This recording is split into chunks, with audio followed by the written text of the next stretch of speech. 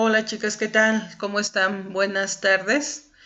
El día de hoy vamos a continuar con nuestra clase de antropometría y hoy vamos a hablar sobre el surgimiento de las tallas. Ya vimos que ha sido todo un proceso histórico de cambio en el que la intención es entender que lo que estamos viviendo hoy es el resultado de un largo andar de la humanidad en el cual a partir de sus necesidades ha ido descubriendo la solución a sus problemas. Y justamente para las tallas ya vimos que primero es todo un largo proceso de cómo el hombre en sus diferentes culturas ha intentado tener una proporción exacta del cuerpo ideal, hasta que finalmente llegamos al surgimiento de la antropometría como ciencia, ya a finales del siglo XIX. Sin embargo, el hombre desde sus inicios ha tenido la necesidad de vestirse, independientemente de tener la proporción ideal, siempre ha tenido la necesidad de vestirse. Y esta necesidad lo ha llevado a recurrir a diferentes elementos para solucionar este problema. En sus inicios, más que nada era la necesidad de cubrirse. Al paso del tiempo se fueron modificando estas necesidades o se fueron ampliando y el resultado dio una variedad de la vestimenta. Ya en la época de las culturas clásicas, desde los griegos, los romanos, los persas, ellos vestían con túnicas, es decir, con telas que simplemente enrollaban en su cuerpo, y la forma de enrollarlas hablaba del estatus. También el color que se utilizaba hablaba del estatus. Aunque en cada una de estas culturas había diferencias, en general todos vestían este tipo de atuendos, es decir, esta vestimenta de enrollarse o de simplemente atorarse. No existían las tallas y no se hacían para un cuerpo específico.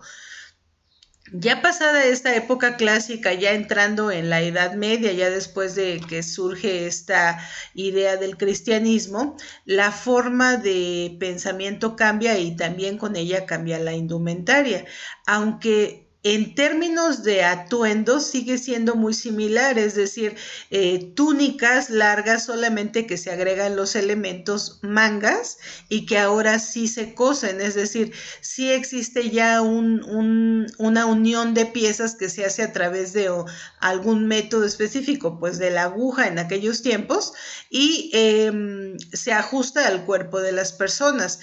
No siempre sucede, esto pasa regularmente con las clases más altas, pero en general sigue siendo una túnica que ahora tiene mangas y que para ceñirse al cuerpo se utiliza una cuerda o un cordel, y entonces esta túnica puede quedarle a muchas personas sin importar que sean delgadas o robustas, y esto hace que las tallas aún no sean necesarias.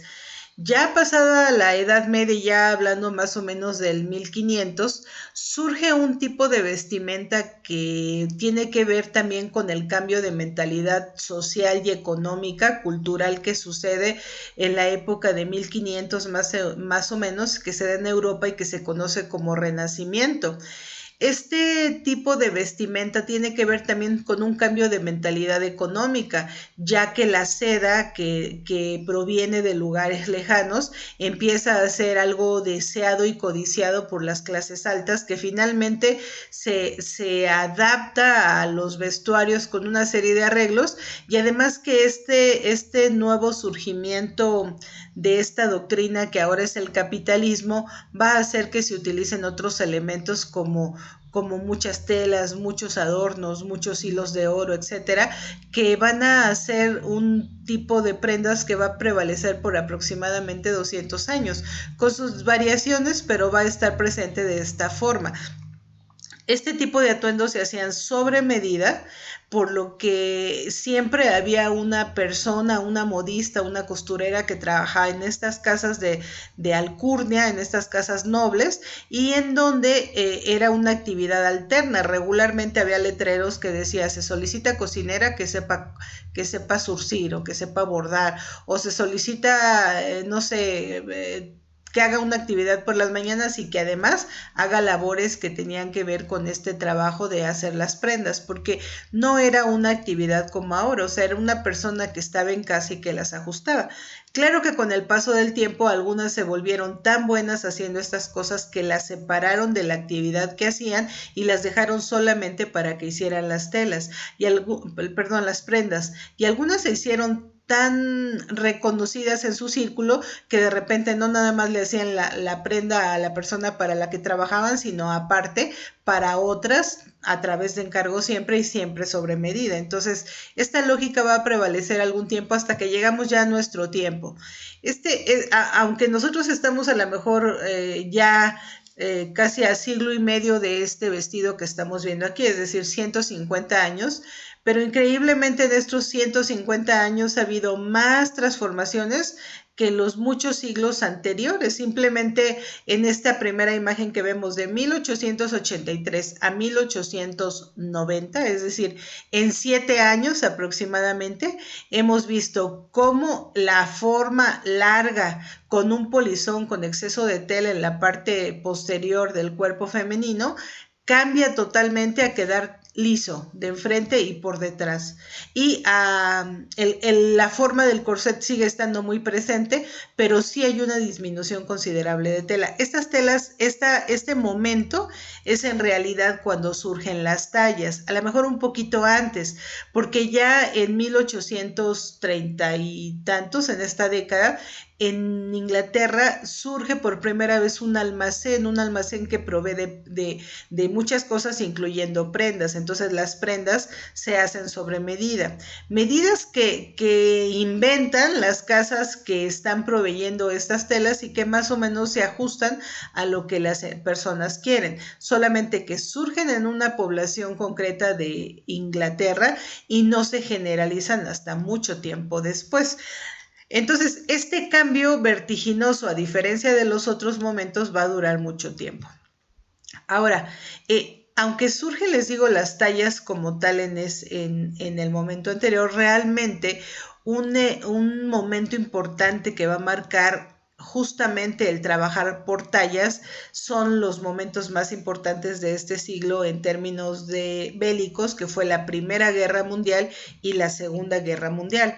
La Primera Guerra Mundial inicia en 1914 y acaba en 1918, entonces es una guerra que dura 4 años. Imagínense que al inicio de la guerra es una guerra que se da básicamente en Europa. América no tiene que ver nada. Estados Unidos ingresa a la guerra después de iniciada e incluso México es invitado por Alemania a participar en esa guerra. Nunca participa, pero de hecho ese es el motivo por el que Estados Unidos entra a la guerra, cuando descifra el telegrama llamado Zimmerman, que está dirigido al presidente Venustiano Carranza, perdón, está dirigido a Venustiano Carranza, y la inteligencia estadounidense lo descifra y por este motivo le declara la guerra a todo el frente. Él entra del lado de los aliados y le declara la guerra a Alemania, básicamente. Entonces, la guerra es un momento álgido en términos de industria textil, porque cuando inicia la guerra, imagínense que los soldados iban vestidos así, muy al estilo napoleónico. O sea, bueno, este uniforme es del ejército inglés, pero en el ejército napoleónico es muy similar, es rojo, solamente que en vez de beige utilizan azul eléctrico. Entonces ustedes imagínense, en una guerra donde el enemigo te está esperando y ves cómo viene el ejército avanzando, porque se distingue claramente cómo es este avance, los colores destacan en cualquier parte donde estén. Entonces es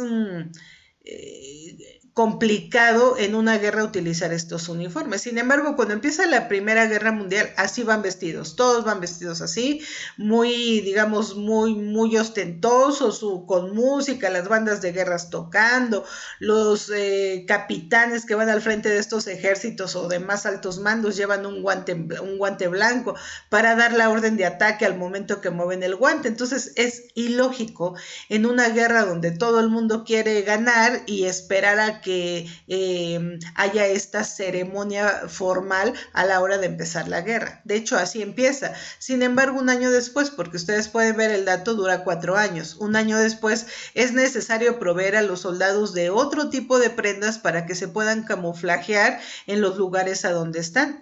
Además, esta guerra es una guerra que se conoce como guerra de trincheras, porque los soldados crean grandes zanjas donde ellos pueden verse y apilan costales de tierra para salir y ver al enemigo. Había trincheras que estaban a 100 metros, podían ver al enemigo, había otras que estaban mucho más alejados, pero la necesidad de otro tipo de prendas se hace inminente y entonces las fábricas de ropa de los ejércitos son las primeras que tienen la gran necesidad de hacer ropa por talla.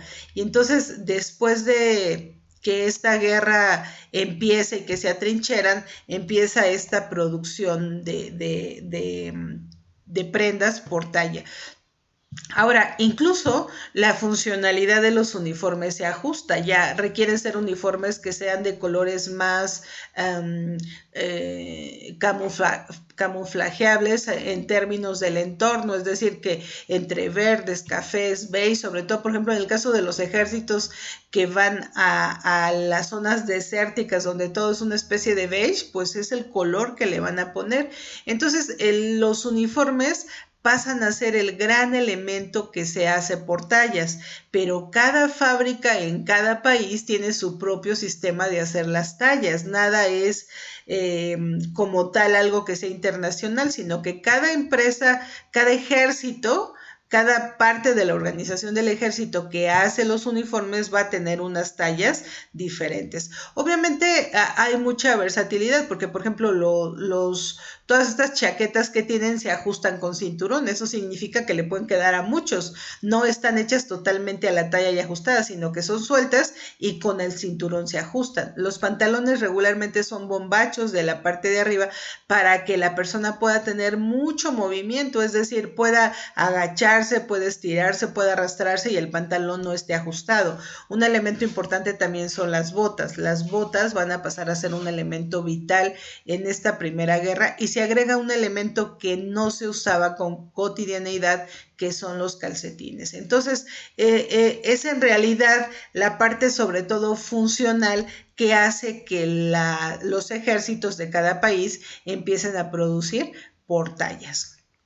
Otro elemento importante es que el ejército, al darse cuenta de la necesidad que tiene de vestir a los soldados que están en el campo de batalla, no se da abasto para cubrir las necesidades de producir estas prendas. Entonces, se ve la necesidad de invitar a particulares para que ellos ayuden a la elaboración de las prendas. Incluso se les invita a que hagan prendas diferentes que ayuden a solucionar los problemas que tienen allá en el campo de batalla, como por ejemplo el mojarse.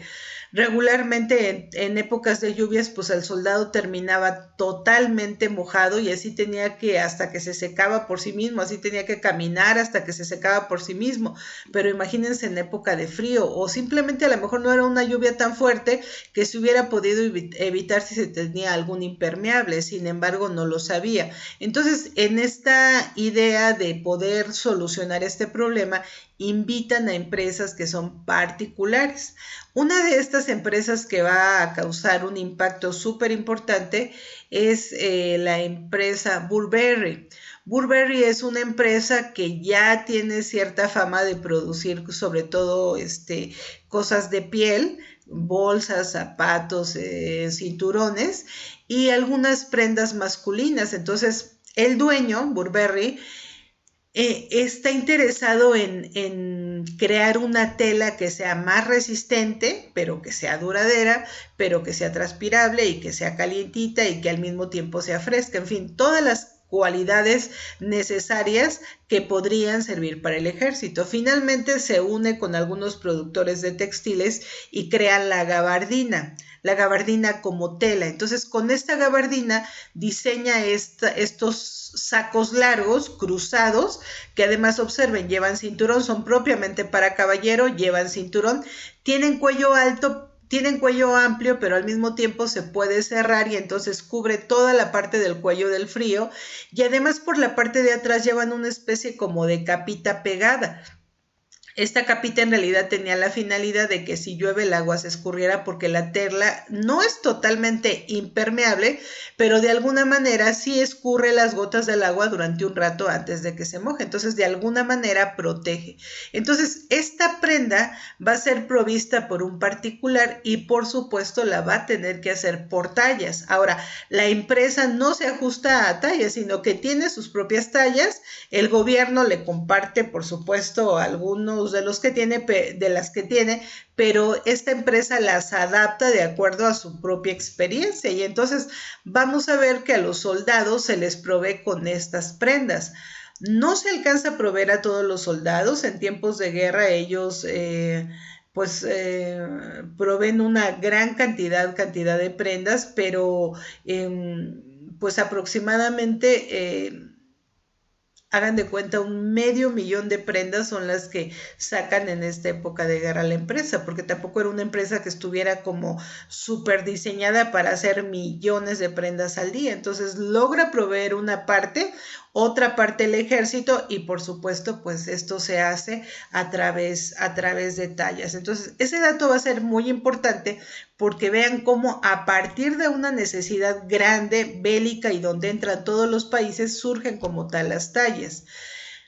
Algo importante es que, aunque la gabardina, bueno, algo que no les comenté es que la tela se llama gabardina, y este saco de hecho tiene algunos otros nombres, saco militar, no sé, otros nombres, pero al paso del tiempo se le queda el nombre de gabardina. Incluso le ponen saco Burberry y tratan de darle otros nombres, pero al final se conoce como gabardina, y hoy en día es una gabardina. Entonces gabardina es la tela y gabardina es la prenda, son dos cosas diferentes.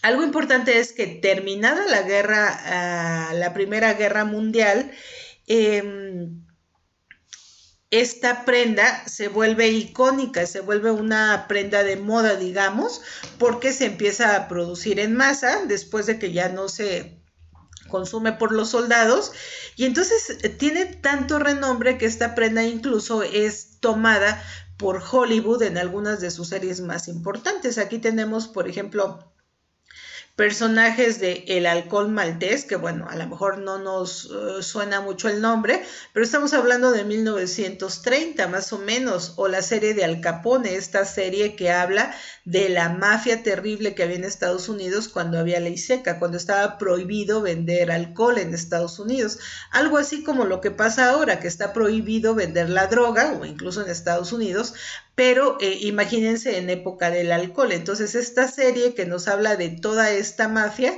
y donde los personajes principales usan este tipo de prendas. Entonces algo que fue necesario y que se construyó para la guerra se vuelve algo de moda y algo icónico. Otro elemento importante que nos va a llevar a ese cambio a esa necesidad de cambiar de hacer ropa a la medida a hacer ropa por tallas, es que ante la necesidad de cubrir los puestos vacantes que dejan los hombres por estar en la guerra, ante esa necesidad y ante el hecho de que las mujeres ya no reciben pensiones. En un principio el gobierno, cuando se moría algún soldado, pues la mujer, la mamá, la hermana, la hija recibían ese apoyo. Obviamente que cuando la guerra se prolonga dejan de recibir esas pensiones y ellas se ven obligadas a generar recursos para sobrevivir ellas y los dependientes económicos de ellas. Entonces empiezan a hacer actividades que eran propias de hombre. Eso es lo que ahora decimos, es que la liberación femenina, pero la liberación femenina surge por una necesidad de falta de hombres que hicieran esas actividades. Entonces ellas de repente pues se van. Observen la forma en que se peinan, observen su vestimenta, estamos también viendo moda de ese tiempo. Las labores que eran propias de los hombres, mover un tráiler, mover trenes, mover máquinas, acarrear, hacer cosas que eran rudas, ellas lo tienen que hacer porque es la forma en la que pueden garantizar tener un sueldo y poder mantener a su familia. Pero esta situación donde ellas empiezan a ocupar 8, 10, 12 horas o más tiempo, trae como consecuencia el que ya no haya esas mujeres que en las tardes, después de haber hecho la comida y acabado sus labores cotidianas, se dedicaban a crear la ropa para la familia. Siempre en la familia había alguien que cosía y por herencia se iba aprendiendo un poquito esta actividad en las nuevas generaciones. Entonces, esto pasa en esta época y las mujeres dejan de hacer esas prendas. Entonces, las empresas o las casas pequeñas que aún había, las pequeñas empresas que se dedican a lo textil, ven esta oportunidad y entonces empiezan a crear ropa por talla. Entonces, esta liberación femenina va a traer como consecuencia, y además necesaria en época de guerra, la consecuencia inmediata va a ser que cuando la guerra acaba, muchas de estas mujeres ya no quieren regresar a casa porque, y además de que no quieran, no pueden porque muchos hombres ya no regresan de la guerra. O sea, la Primera Guerra Mundial devasta aproximadamente 9 millones de hombres y otro tanto similar quedan mutilados o quedan con secuelas de la guerra terrible y entonces la mujer tiene que solucionar el problema. Entonces ya no puede regresar tan fácilmente a casa. A pesar de que la guerra ha acabado, necesita seguir trabajando. Claro que la industria cambia y entonces las mujeres empiezan a tener otros puestos, oficinistas, estamos hablando de 1920, la educación empieza a generalizarse, entonces necesitamos maestras, telegrafistas, en fin, lo que en ese momento había, ya empieza la producción en serie de muchos productos, entonces ellas se van a trabajar a las fábricas y la industria de guerra cambia a una industria de transformación de casas, es decir, yo en esta guerra me desarrollé yo como empresa y a lo mejor hago puro armamento bélico, pero la guerra se acaba, pues ahora tengo que transformar esta industria y hacer otras cosas, pero las mujeres siguen trabajando ahí, entonces de repente ya elaboro planchas, de repente ya elaboro estufas y elaboro otras cosas y entonces necesito gente que trabaje y las mujeres van a ocupar esta posición. Entonces ya no hay quien haga las prendas, ya no existe esa mujer en casa o en todas las casas. Habrá en unas que sí y en otras que no, pero esta generación va a dejar de hacerlo y de ahí para adelante ya no va a haber esa gente que lo haga. Ahora, unas por supuesto lo siguen haciendo por tradición, pero en general ya no tanto.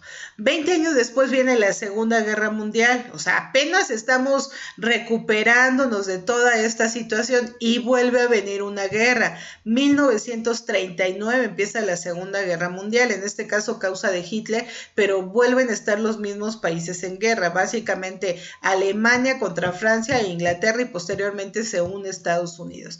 Entonces, esta guerra, la misma historia, solamente que con mucho más libertad ya para las mujeres. Entonces, vemos que las razones por las que surgen las tallas ya en forma masificada en un primer paso es básicamente por las situaciones que se dan en la guerra, por esta industria militar. Existen como la producción en serie en todos los sentidos, en todos los ámbitos, empieza a ser un hecho, entonces empieza a haber métodos de ingeniería que se aplican para que esos procesos sean mejores y para garantizar que cada producto se obtiene en las mejores condiciones de acuerdo a las especificaciones. Entonces, estos procesos de producción de ingeniería de producción se adaptan a las fábricas textiles, sobre todo a las que tienen que ver con la guerra, y entonces el resultado es la necesidad de hacer muchas mediciones antropométricas de la población, de sus propios soldados, de la gente que integra el ejército, para crear un estándar de tallas y que sirva para la producción en serie. Entonces, en realidad, esta producción masiva en la Primera Guerra Mundial será el resultado de esto. Ahora, otra razón por la que surgen las tallas, que también empieza, lo que les comentaba al principio, que inicia más o menos en 1830 y tantos por ahí, es cuando se crea el primer gran almacén pues almacén de productos, que obviamente tiene una sección importante en el consumo de ropa. Este almacén se crea en Inglaterra y aunque inicia pequeñito, al paso de 20 a 30 años, pues ya tenía más de 20 áreas y por supuesto algunas dedicadas a la parte textil. pero en realidad el primer gran almacén que se crea para esto, o sea, que se construye para hacer un almacén, es este edificio que vemos aquí y en el que, bueno, de inicio no era así, porque también los iniciadores fueron eh, un hijo de un sombrerero de cierta posición, y posición porque antes todo el mundo usaba sombreros, entonces pues quien vendía sombreros le iba bien. Este señor llega a París junto con su esposa, conoce a los dueños de un negocio que estaba por ahí, que vendían productos, colchones, cobijas, sábanas, en fin, todo para cama. Entonces se une con ellos y poco a poco van ampliando hasta que finalmente, pasados ya algunos años, en 1869, deciden solicitar un préstamo para construir el edificio como tal. De hecho, el edificio, vemos que es París porque al fondo vemos la Torre Eiffel, y el mismo la misma persona que el señor Eiffel que diseña la Torre Eiffel, que la construye, es el mismo que construye este edificio. Entonces, este edificio ya es creado con toda la intención de ser un gran almacén que tiene muchas áreas y que rompe con los estereotipos de compra. Es decir, aquí las personas podían entrar al almacén, agarrar los productos, verlos si les gustaba bien y si no, volverlo a dejar. Esto nunca antes había pasado. Además, imagínense el fenómeno social. Las mujeres no podían salir a ningún lado que no fuera a la iglesia, y de repente salen y pueden ir a este lugar y no pasa nada. Además, las mujeres, recuerden que vestían totalmente todo, no se veía ninguna parte de su cuerpo más que la cara, entonces utilizaban guantes.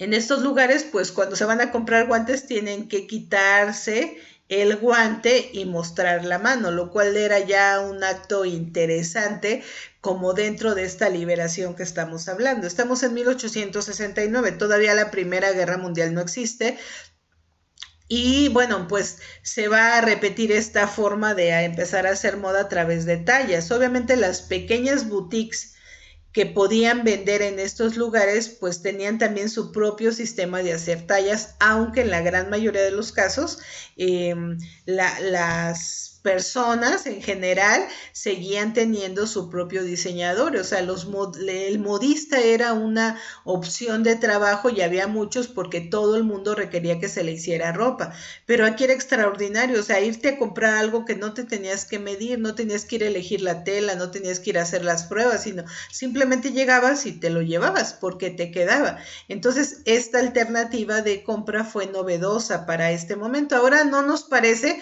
porque esta es la forma en la que compramos siempre. Ahora el fenómeno es otro. El fenómeno que ahora vivimos, así como vemos este primer almacén, es la venta por internet. O sea, estos monstruos van a desaparecer porque nadie va a ir ahí, o ya no tanta gente como para poder pagar estos espacios tan complicados. Aquí, por ejemplo, tenemos estos almacenes que podemos ver, además son del Art Nouveau, o sea, el nuevo arte que surge, donde pues ya no es como de la época imperial, pero tiene un toque muy especial, un toque sigue siendo elegante, pero más contemporáneo, y vamos a ver que muchos de estos edificios forman parte de este Art Nouveau. Aquí en México, por ejemplo, bueno, aquí vemos la aparición de las tallas. En algunos lugares tenemos empleados, sobre todo en los productos que son más pequeñitos, y ahí podemos ver justamente lo que les decía, probarse unos guantes, o sea, poder quitarse los guantes y probárselos ahí frente al empleado, pues era un acto que no era pues común, digamos, y que además hasta atrevido se podría decir. Ahora, todo eso que vemos en el mundo también sucede en México. Aquí en México tenemos el primer gran almacén que existe, que es el almacén que actualmente es el Gran Hotel de la Ciudad de México, que una parte da hacia la explanada del Zócalo en la calle de 16 de septiembre. Entonces, este lugar fue construido justamente para dar esta idea de la modernidad, que bueno, además es una influencia europea que va a ser algo que se va a generalizar en muchas partes del mundo, y México es un lugar de estos. Entonces, además, la forma de pensar francesa, que era el positivismo, se viene a México, y en México entonces también se crean este gran almacén, que hoy en día es el Gran Hotel de la Ciudad de México, y bueno, por ejemplo, y Palacio de Hierro, también el puerto de Liverpool, van a ser los grandes almacenes que van a traer la modernidad total europea a México, y que además son construidos al igual que allá como Art Nouveau. Ustedes ven el edificio de Palacio de Hierro, y si conociéramos París, viéramos algunos otros edificios, verían que es muy similar a lo que vemos en algunas secciones de París. Entonces, totalmente parisiense. Por eso incluso la parisina de hoy en día pues conserva ese nombre de París, porque comprar las telas en París o tener la moda de París era lo mejor, lo más chic en aquel tiempo. Entonces, incluso el Gran Hotel de la Ciudad de México lo inaugura don Porfirio Díaz. Imagínense, estamos hablando de esa época, de la gran época de la modernidad. Y eso hace que en México esta creación de estos almacenes, que no sucede en todos los países latinoamericanos. En realidad México es como un parteaguas en esto, porque acá habrá que recordar que algunas personalidades importantes viajan a París, viajan a Francia, se empapan de toda esta nueva cultura, y cuando regresan a México pues la traen, y todo este afrancesamiento viene con este movimiento que se llama positivismo. Justo coincide, o sea, no van para empaparse de estas ideas, van para estudiar, van por otras cuestiones diplomáticas, y al final, y al ver esta forma de vida, pues la traen a México, y este es el resultado. Entonces, la creación de estos almacenes va a crear una escuela que va a ser icónica en aquellos tiempos, y que se conoce como la Corregidora de Querétaro. Esta escuela Corregidora de Querétaro, que está ahí en el eje central, ahorita tenemos una imagen de ella. Ese edificio Jade ya no está, pero ahí vemos la Torre Latino. El edificio Jade se cae con el temblor. De hecho, también la escuela queda muy dañada, pero bueno, es para que ustedes vean la ubicación, porque es las orillas de la ciudad. O sea, estamos como a 5 o 6 cuadras de donde estaban los grandes almacenes, relativamente cerca, pero lejos, porque era la orilla de la ciudad. Entonces, esta escuela, que de hecho es muy anterior, era manejada por monjas, pero después de 1857, cuando vienen las leyes de reforma aquí en México, Benito Juárez y todo eso, entonces la escuela cambia por una escuela de artes y oficios, y también este oficio se va enfocando a la creación de prendas con la llegada de los almacenes. Entonces también, al igual que las otras, al igual que el gran hotel de la Ciudad de México que inaugura don Porfirio Díaz, también la Escuela Corregidora de Querétaro, como tal, de artes y oficios, la inaugura el Porfirio Díaz, el presidente Porfirio Díaz, unos días antes de que empezara el movimiento de la Revolución Mexicana, y de que él acabara con su mandato. De hecho, se inaugura el 7 de septiembre de 1910, y la revolución empieza el 15 de septiembre, en la noche de 1910. Entonces, esta situación, vean cómo tiene que ver con toda esta lógica de progreso.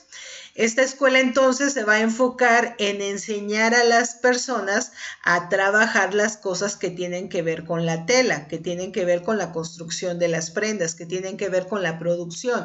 Entonces, esta escuela pues se va a volver icónica para toda esta zona, que además va creciendo. Primero fueron estos almacenes, pero a poco va a ir creciendo en la Ciudad de México una serie de empresas, no tan grandes, pequeñas, otras boutiques que empiezan a destacar, y en donde se va a requerir el consumo de mano de obra especializada en la producción de prendas. Y entonces aquí, en la Escuela Corregidora de Querétaro, aparecen de las primeras profesoras que, además, pues de estudiar primero ahí, de volverse expertas en las cuestiones de hacer prendas, hacen otros estudios, finalmente se vuelven algunas pedagogas, pero expertas en la cuestión de la moda, de la producción de prendas. Y finalmente, cuando se convierten en directoras, ellas empiezan a darse cuenta que es importante que haya tallas que sean mexicanas para producir prendas en serie, porque para entonces, pues la ropa venía de París, lo que vemos en los almacenes venía de París, pero se requieren tallas que realmente muestren como este proceso de poder producir prendas en serie, pero que sean en México. Entonces se empiezan a elaborar, pues hay un gran proceso de investigación, de trabajo, y además imagínense toda esta escuela dedicada a esto y además consumido el producto capacitado, es decir, la persona con ese aprendizaje rápidamente contratada. Incluso muchas de estas chicas que estaban aquí trabajaban directamente en los almacenes, o sea, se trabajaba desde la escuela para los almacenes, se producía como si una parte fuera el taller y desde el taller se entregaban a la escuela y ahí mismo se aprendía. Entonces había mucho dinamismo en esta parte. Finalmente, y gracias a esta investigación, aparece el sistema SIC, diseñado en 1935. Entonces imagínense de qué época estamos hablando. Aunque en 1910 se inaugura, para 1935 pues han pasado 20 años, poquito más, 25 años más o menos, y ya tenemos todo un sistema de medidas que va a permitir hacer prendas en serie. Es decir, una vez que ya tienes un estándar de medidas, se va a poder producir en serie. Entonces, la primera edición de estas tallas y de este libro se lleva en 1941 y sienta las bases firmes para poder producir en serie. Entonces, México no va a requerir de estos elementos, de estas herramientas de seriación, porque construye su propio sistema en el corazón y en el centro de donde se requería. A veces hoy en forma despreciativa decimos, ay, es que es el sistema SIGA, y sí, como que ese no, es el de pulgadas el que más es mejor. Ningún sistema es mejor, en realidad habrá que reconocer que las profesoras que hicieron estos libros, visionarias para su tiempo, mujeres guerreras, mujeres empoderadas en su momento, entendieron la necesidad que había en todo este entorno y por eso trabajaron en este proyecto. De hecho, la maestra, la directora de este proyecto muere en el 2003, o sea, no tiene mucho que murió la profesora, ya murió, más de 90 años tenía. Bueno, entonces, acabando la situación en México, vámonos ya para concluir, vamos a ver cómo es que las tallas comerciales se generalizan tanto después de la Segunda Guerra Mundial. En realidad, a partir de la Segunda Guerra Mundial vamos a tener un gran choque entre dos países que resultaron vencedores en esa Segunda Guerra Mundial. Por un lado, vamos a tener a Estados Unidos, que va a superar en poder a Inglaterra y a Francia, y que ahora se va a quedar como el gran país capitalista que va a liderar a toda esta comunidad. Y por otro lado, va a tener que competir con Rusia, un país que más bien es socialista, comunista, y que pues finalmente va a tener que luchar con él en todos los ámbitos. A esta guerra que va a ser una guerra de palabras, diplomática, etcétera, se le conoce como Guerra Fría, que finalmente se vuelve guerra caliente en la lucha de Vietnam y de Corea.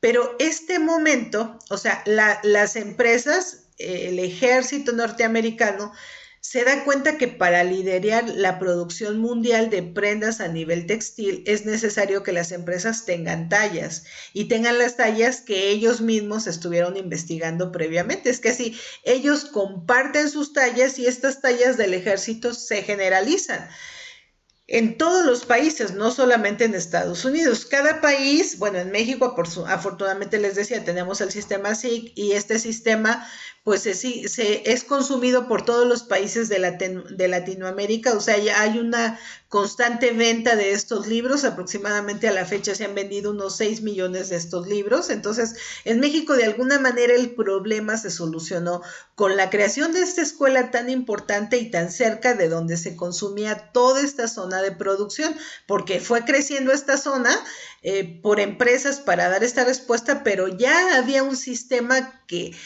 solucionaba de inmediato esa necesidad. a otro nivel se crean la adaptación de las tallas y esta estandarización que es totalmente abierta. Empiezan a surgir revistas como La Última Moda aquí en México y otras en otros países donde se pone el modelo que tenemos ahí, en este caso los dos modelos, y se incluyen el trazo de las prendas. Entonces una mujer en casa podía comprarse su revista, extender las tallas y a través de colores podía seguir el color de una talla y así podía obtener todas las piezas y luego confeccionarlas. Entonces, una ama de casa ya podía hacer una prenda sin saber trazo, simplemente utilizando el mismo patrón que se tenía. Y este sistema pues va a ser así como en México, en Europa y en Estados Unidos. Finalmente, las tallas con las que estos cuerpos se conocen son las XS, que es la talla extra small o talla pequeña, haciendo la traducción al español. La talla S, que es small, o sea, una talla P o pequeña. La talla M, que es medium o M de mediana. La talla L o large, que es G de grande, aunque esta G regularmente no se utiliza mucho, se utiliza más la L en español también, pero entender que se refiere a extra large. Luego tenemos la talla, perdón, a large. Luego tenemos la talla extra large, que es la talla XL, o la eje extra grande, y lo mismo sucede con la extra large, que en este caso sería extra grande, o sea, es decir, para cuerpos ya muy gruesos, muy gorditos. Entonces, estas son las tallas generales. Ahora, el gran problema que tienen estas tallas que se empiezan a generalizar es que obviamente toman los contornos son la parte redonda, la circunferencia que podemos tener en el busto, a lo mejor en el cuello, en la cintura, en la cadera, en alguna parte de la pierna, por ejemplo, si quisiéramos el pantalón ajustado. Pero también viene la parte de volumen, es decir, que a lo mejor una persona es cierta talla en el cuerpo, pero a lo mejor los brazos son muy grandes, o sea, tienen volumen. Entonces, esta parte es la que se trabaja en estas tallas. La diferencia entre cada una de estas tallas que les comentaba, entre la small y la medium y luego la large, es de aproximadamente 10.2 centímetros, pensando en centímetros, o 4 pulgadas. Entonces, de una talla a otra había 4 pulgadas de diferencia. Si ustedes se dan cuenta, imagínense que la talla, la que sea, a ustedes les queda un poquito apretada, pero se compran la siguiente talla y ahora les va a quedar muy grande, porque no se va a ajustar. Son 10 centímetros de diferencia y a lo mejor a ustedes les hacían falta 3 o 4.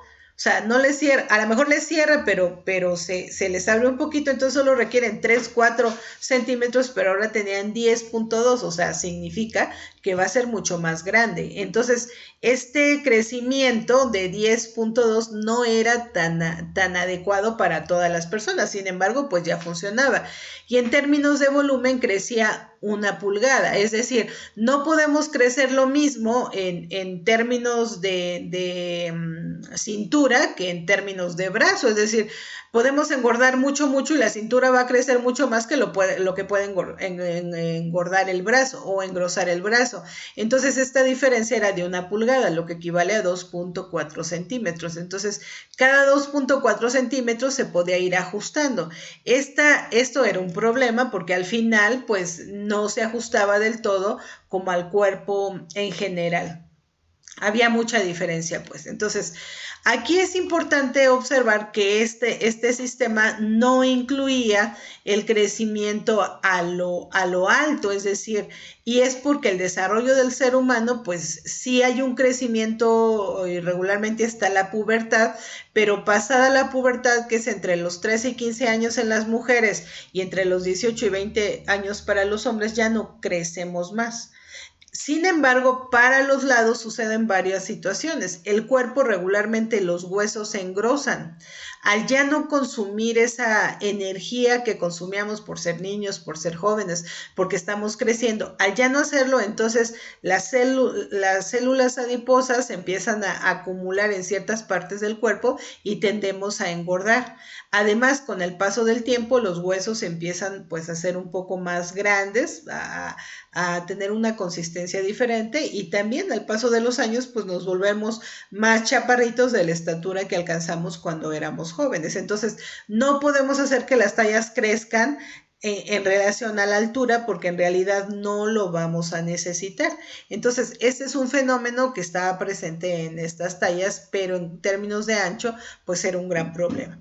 Finalmente, con esta palabra pret-à-porter, que significa ready to wear o que significa listo para usarse, según esté en francés, inglés o español, esta forma de hacer las prendas significa hacerlas por tallas, ya sea que se utilizara este sistema que se había generalizado ya en Estados Unidos después de 1950 y que de hecho ya se había utilizado en la Primera Guerra Mundial, solamente que no se había generalizado, o incluso había empresas como las que les platicaba de aquellas tiendas o almacenes que hubieron en París, o esos elementos, esos acontecimientos que marcaron empezar a producir tallas por tallas, o sea, prendas por talla. Hay ciertos momentos que lo van marcando, pero pasan mucho tiempo antes de ver totalmente ya una colección pret-à-porter, es decir, que ya sea por talla. Y esto sucede pues en París con algunas boutiques, como la Belle Jardinière, que era una boutique que estaba justamente en un jardín de las flores, por eso el nombre de Bello Jardín, que en 1824 ya vendía prendas por talla. O que, por ejemplo, en 1830 la gran industria americana empieza a pensar en patrones, pero jamás se generaliza. O, por ejemplo, ya casi a finales, en 1875, la reina Victoria de Inglaterra, que tuvo 9 hijos, ya compraba la ropa para sus hijos considerando la talla que ya vendían en Inglaterra. Entonces, esto se empieza a generalizar, aunque poco a poco. A principios de 1930, imagínense, 1940, aproximadamente el 10% de la producción de tela se hacía por talla y el otro 90% seguía siendo hecho sobre medida. No importaba tu nivel cultural o social o lo que tuvieras, siempre en casa había alguien que hacía ropa sobre medida. Sin embargo, ese 10% va a empezar pues abarcar mayor terreno, hasta que finalmente en 1959 el diseñador Pierre Cardin, que era un diseñador que formaba parte de este sindicato de la alta costura, se alía con unos almacenes importantes también allá en París y lanza una primera colección para el público en general, es decir, para la clase media, media alta, media baja o incluso baja alta, porque los precios son más accesibles, porque sí es una alta, o sea, sigue siendo una marca reconocida. Pierre Cardin fue una marca muy reconocida en este tiempo, y entonces al producir una colección por tallas, pues hace que la gente la consuma más. La aportación súper importante es que él toma estas tallas que existían, la chica, la mediana, la grande, la extra grande, pero hace tallas intermedias, es decir, en vez de haber una diferencia de 10.2 centímetros, hace una diferencia de 5 centímetros. Eso hace que las tallas ajusten mucho mejor a las personas, y el resultado que tienen esta forma de hacer sus colecciones y de mostrárselas al público tiene un éxito rotundo, a tal grado que el sindicato lo separa de las casas de alta costura, lo saca. ¿Por qué? Pues porque ya no cubre los estándares de hacer ropa a la medida, de hacer varias pruebas, y empieza a vender producción en serie. Siempre fue famoso hasta su muerte, Pierre Cardin. Y ya quien saca una primera colección ya como tal, o sea, su colección, no una colección que haya hecho para una tienda, sino que saca una colección totalmente propia, pero por talla, es Yves Saint Laurent, y esto lo hace en 1966, o sea, Imagínense, es muy cerquita ya nuestro tiempo. Estamos hablando de tallas 1966. Yo ya había nacido, tenía 2 años. O sea, estas tallas en realidad las utilizaron seguramente mis hermanas, que me llevan 15 o 20 años, la más grande, y ellas ya vivieron en este momento donde las tallas empiezas a hacer como lo wow. ¿Por qué? Porque prendas que antes eran solo para las clases ricas, porque había que ver las telas, tomarse medidas, ir con la modista, aunque fuera en tu entorno económico, a lo mejor no de tanto nivel económico, pero de todas maneras tienes que ir a ver a la modista, ver las telas, luego ir a la prueba y luego a ver si te queda y luego otra prueba, en fin. En cambio ahora solo ibas, lo veías, te lo ponías y te quedaba. Entonces era como esa experiencia maravillosa, increíble, algo extraordinario para ese momento. Entonces, pues, 2 años después de que saca su línea Preta Porter, pone una tienda en Nueva York y una tienda en Londres, o sea, le fue muy bien. Ya en los años 80, fíjense, del 67, que causa todo un furor de esa década de los 60, para los 80, casi desaparece por completo la confección sobre medida. O sea, el hecho de que fueran apareciendo las tallas nos llevó casi un siglo o un poco más de un siglo para que se posicionaran. Y para que acabara la industria de la alta moda o la industria de hecho a mano, de hecho a la medida, que había durado por siglos, solamente le tomó 20 años para casi desaparecer en su totalidad. Entonces la confección casera realmente desaparece. Ya pocas mujeres en la década de los 80 tienen el hábito de seguir haciendo prendas para la familia, menos en las ciudades grandes, seguramente en las comunidades más pequeñas sí, pero en las ciudades grandes no. Y bueno, este fenómeno se extiende por todo el mundo, pero con el problema de las tallas, porque cada país, cada región empieza a tener su propia forma, su propia numeración para poder tener una talla. Y ya en la década de los 90 se hace un intento por hacer como un estándar de tallas que nos pueda como servir a todo el mundo por este fenómeno que estamos viendo de la globalización. Es decir, la globalización lo que hace es que entra a los países y nos comparte o nos trae cosas o las nuevas cosas que están sucediendo en los países más desarrollados. Entonces vienen a los que no son tan desarrollados y se tienen que adaptar. Entonces en esta lógica de comercio internacional se busca que las tallas se estandaricen. Sin embargo, el desconocimiento que tienen todavía las pequeñas empresas de cada región del mundo, los diseñadores que no las conocen o que no llega hasta ellos, no hace que tenga buen resultado. Y en México, por ejemplo, seguimos trabajando con el sistema SIC, algunas, sobre todo en cuestiones de modelado en maniquí, sastrería, tomamos el sistema en pulgadas, pero propiamente no hay una talla que sea internacional. Y justo en esta tablita les quiero enseñar cómo no hay una reglamentación. En tanto que Latinoamérica en general tenemos estas tallas de la 34 a la 46, por mencionar algunas. En España tenemos los mismos nombres. ¿Por qué?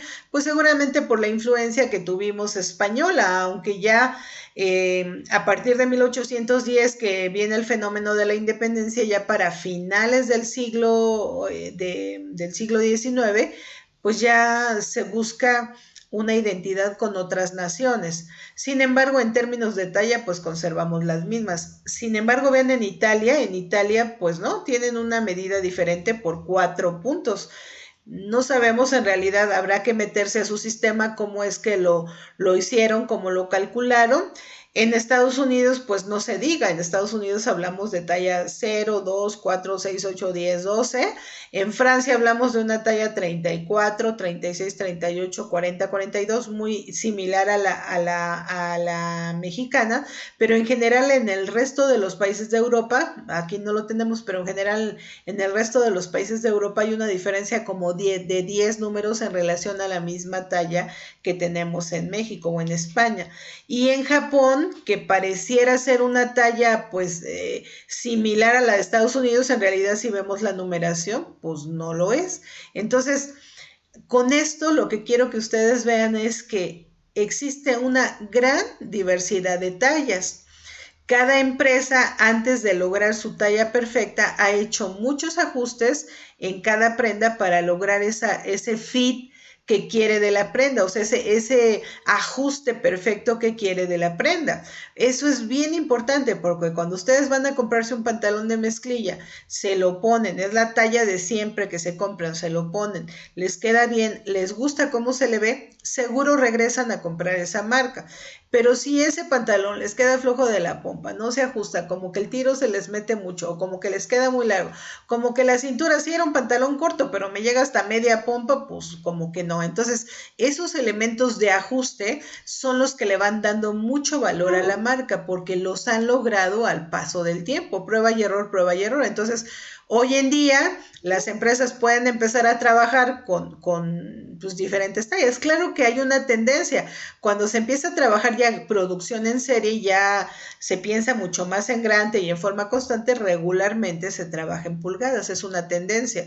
Pero no hay ninguna regla, ni ninguna norma, ni nada que diga que así tiene que ser. Entonces, bueno, en general esta clase la intención era que ustedes conocieran este proceso de transformación de las tallas, como es todo un cambio histórico y cómo México formó parte importante de todo este proceso y posicionamiento de tallas gracias a que esta escuela, la Corregidora de Querétaro, y a la influencia francesa traen los almacenes de Palacio de Hierro de Liverpool y el del Gran Hotel de la Ciudad de México, que ahora es, y esto hace que la industria textil en México pues tenga mucho éxito desde entonces, y eso permite crear las tallas que en general hoy en día utilizamos aquí, aunque bueno, ya vieron que no son las únicas y que en el mundo existen muchísimas. De hecho, yo les menciono algunos países, pero se imaginan otros países como África, en estos otros lugares, pues seguramente deben de tener otras. Entonces, espero que les haya quedado claro. Y chicas, nos vemos en la siguiente clase. Muchas gracias. Cuídense mucho.